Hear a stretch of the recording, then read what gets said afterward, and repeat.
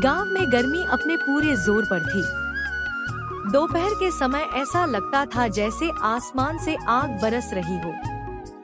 लोगों का घर से निकलना मुश्किल हो गया था। ऐसे ही दिनों में राधा अपने ससुराल में नई नई देवरानी बनकर आई थी। राधा बहुत ही समझदार और मेहनती लड़की थी। उसका मायका पास के गांव में था।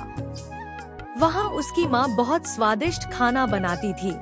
एक दिन सुबह सुबह राधा की माँ का फोन आया। बेटी, आज तेरे पिताजी आम का पना और कई तरह के गर्मी वाले पकवान बना रहे हैं। अगर समय मिले तो आ जाना।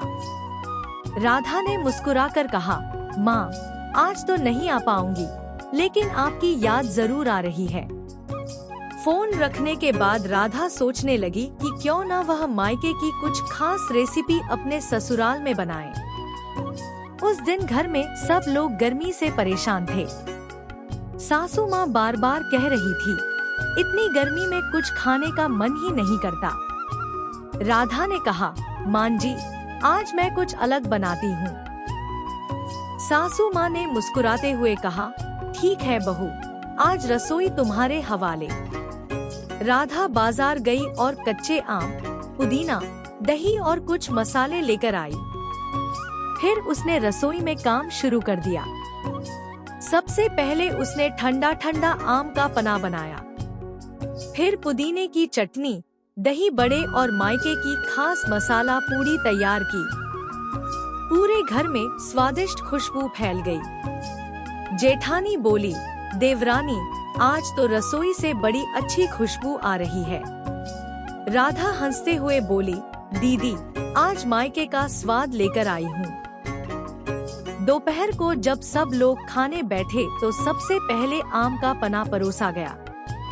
ससुर जी ने एक घूंट लिया और बोले, वाह बहू, इतनी गर्मी में इससे अच्छा कुछ हो ही नहीं सकता।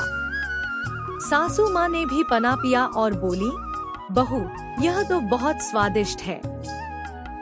जेठानी बोली, राधा, तुम्हें यह सब बनाना किसने सिखाया? राधा ने मुस्कुराकर कहा, मेरी माँ ने। हमारे यहाँ गर्मियों में ऐसे ही खाने बनते हैं।